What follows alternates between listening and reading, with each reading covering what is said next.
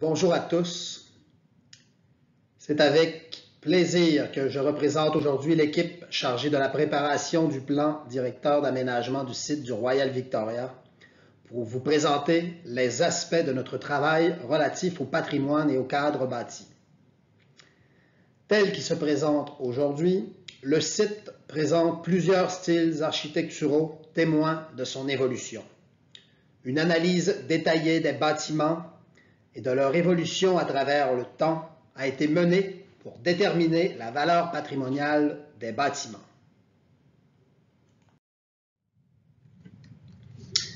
Le site s'est développé en 4 phases successives. L'hôpital Royal Victoria s'est implanté sur le site pendant la période pittoresque.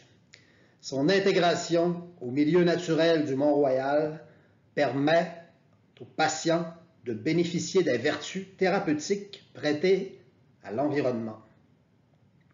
L'architecture typique que présentent ces premiers bâtiments patrimoniaux contribue encore aujourd'hui au paysage montréalais. L'association de l'hôpital à l'Université McGill a favorisé la poursuite de son développement pendant la période thérapeutique.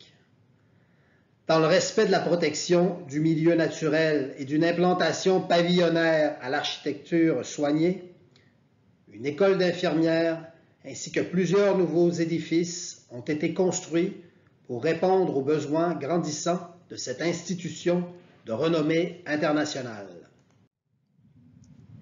Au cours des années 50, un programme de modernisation des hôpitaux est amorcé grâce à des fonds gouvernementaux. Plusieurs pavillons sont rénovés et de nouvelles constructions voient le jour.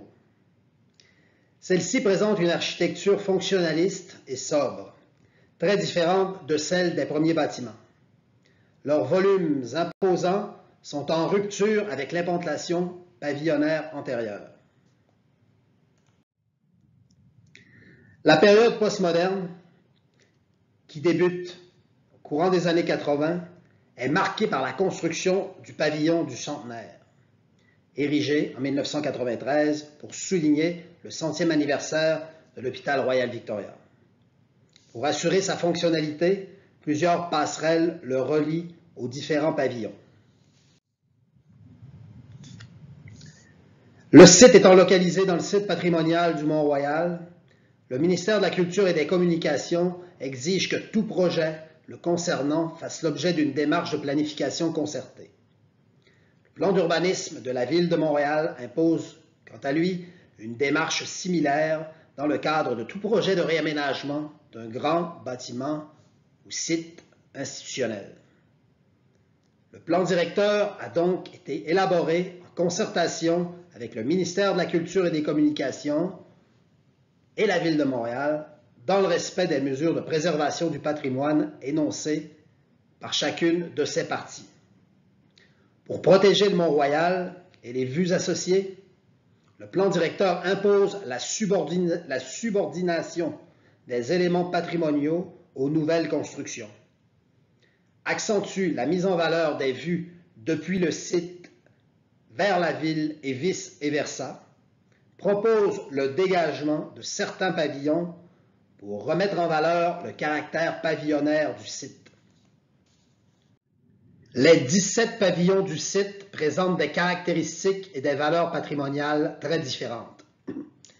Dans le respect des énoncés patrimoniaux préparés par la Division du patrimoine de la Ville de Montréal, certains sont considérés comme exceptionnels et devront être préservés, tandis que d'autres, qui apportent une contribution moindre à la valeur patrimoniale et architecturale de l'ensemble, pourraient être requalifiés, remplacés ou voire démolis. Toute démolition ou projet de remplacement devrait obtenir les approbations nécessaires dans le respect de la réglementation applicable à ce secteur de la ville.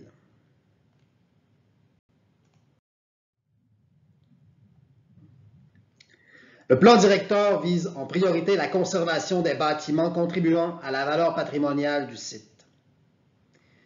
Il identifie également des bâtiments ou portions de bâtiments de moindre valeur qui pourraient être déconstruits ou démolis. Des zones potentielles de requalification ont été identifiées en lien avec la valeur patrimoniale des bâtiments.